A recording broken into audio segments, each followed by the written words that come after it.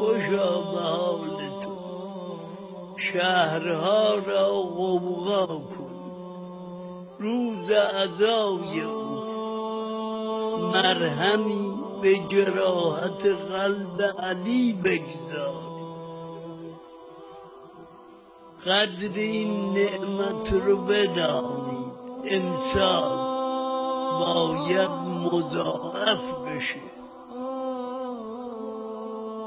امام هشتم ولی اصل نگران سوم جمادی و ثانیه است.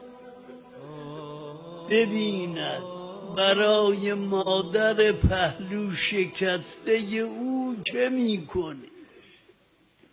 اگر مادرت از دستت بره، کسی مجلس ترحیمی براش بگیر تا زنده ای فراموشش میکنی.